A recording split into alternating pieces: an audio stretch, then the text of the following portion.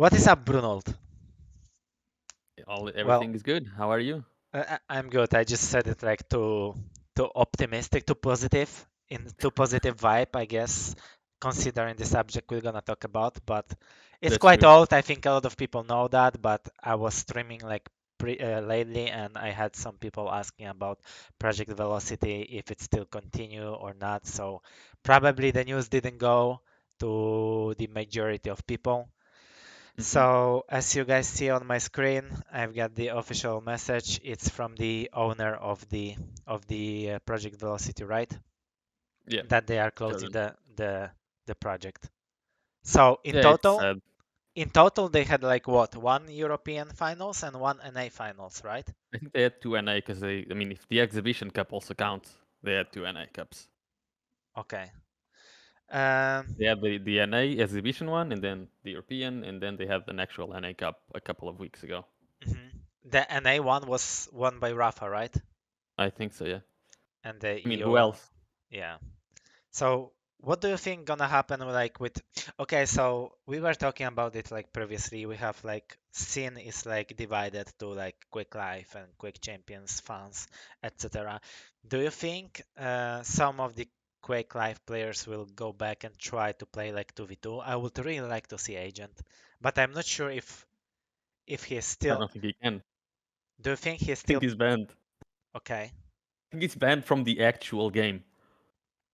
Ah, yeah. Okay, because first of all, he was banned like in the very beginning of QPL Yeah. where he kind of like insulted someone or something. And then like he got banned because he was like trying to qualify to QPL like with other nickname, right? Yeah. Okay. He got banned on in like every single way. So even if he Jesus. tries to make a fake account, he always gets banned on stream in like under 5 minutes. You know what I was thinking one time? That it will be super fucking funny if he managed to actually qualify and then went to the finals of QuakeCon if he qualified. Show up there like there's nothing wrong with it, like with different nickname. Sit down and play Not agent. and hope like nobody recognize you or something.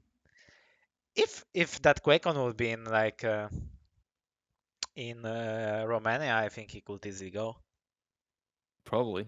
I mean, PGL wouldn't even realize that his real like first and second name are the one which belong to agent. Because like I remember they almost booked me a ticket on because they had emails of us, right? And the first email obviously I was doing like when in 2006 or something, man. So like nobody was entering like the first and second name there. So I remember I just like typed something like random, right? Because I Yeah. wanted to like make my email fast. So I just like chose my nickname that is Av3k and then like first name uh, random, surname random, like birthday random, everything was random, right? And then they sent me a ticket, and I see the details, and It's with a name from yeah, that? and it's the first and second name from that email, and I'm like, dude, and it's something legit, like like random, and I'm like, oh my god, they ticket for like that name. So I think they wouldn't realize he would easily get a ticket and just go there and play. Anyways, so he's banned, right? He cannot really Yeah. come back to Quake Champions. That's a shame. Maybe in a few years, who knows? Mhm. But at least we got Rafa now, like full time, like Quake Champions player. Yeah, I mean, Rafa, even if it's part time, he still plays more than everyone else full time. Exactly.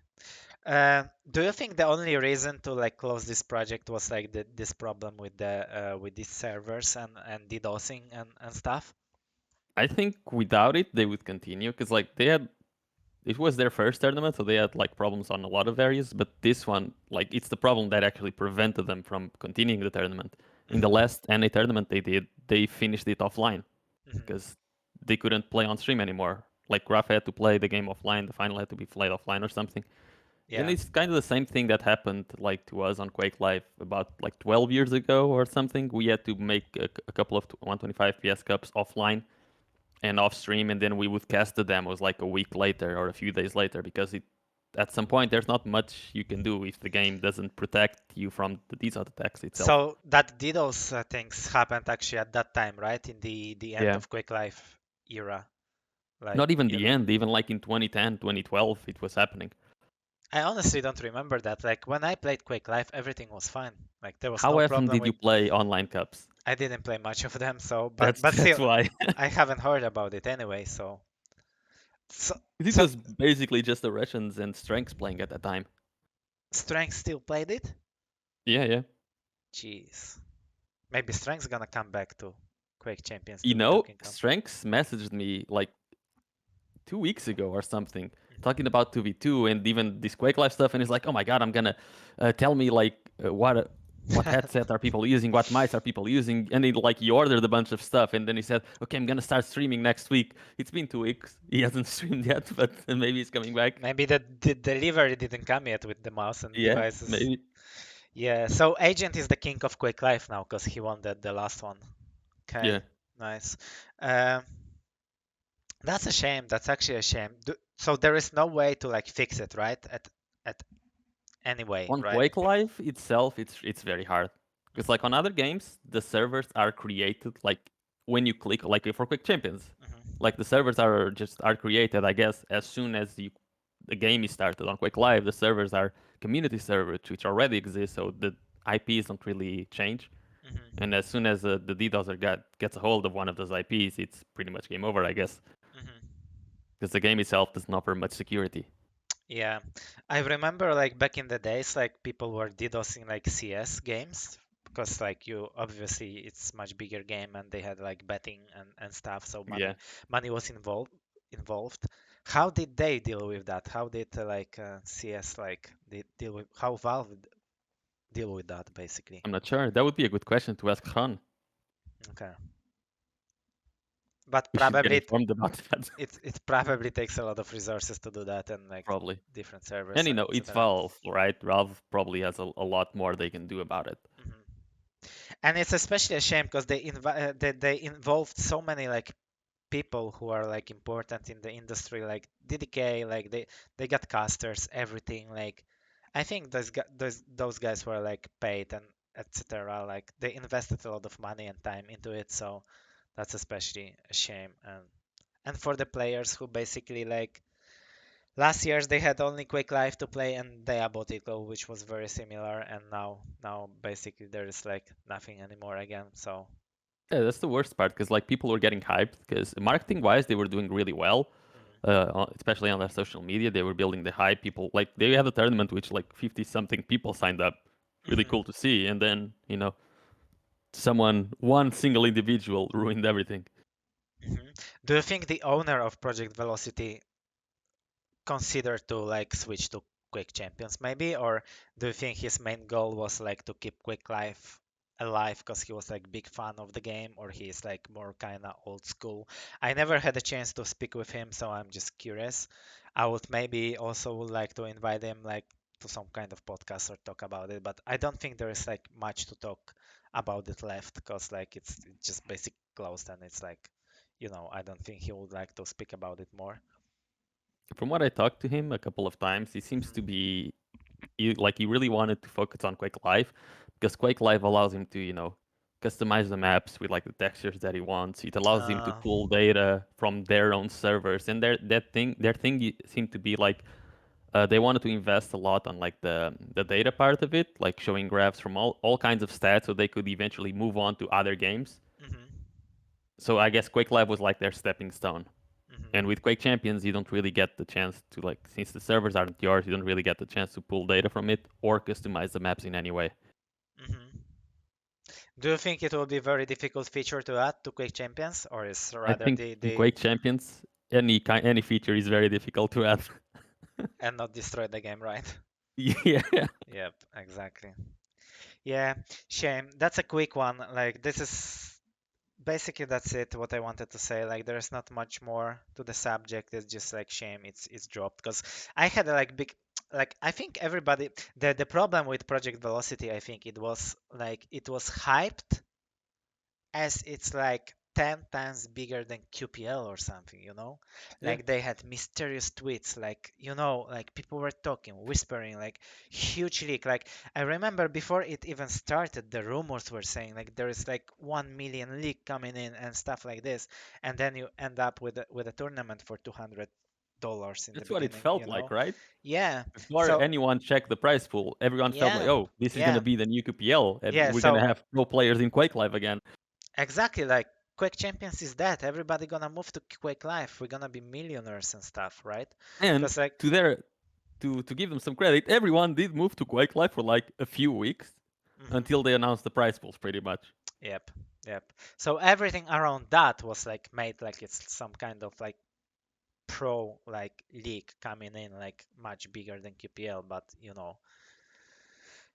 in the end of I the day, think like that was esport. the idea. Like eventually, they were doing like test cups, and eventually, in a year or something, they would put more money in. But I guess they needed to start slowly.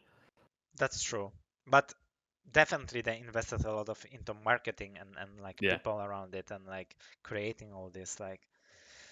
Anyway, said they. If you guys watching this, let us know what you think about Quick Life in general.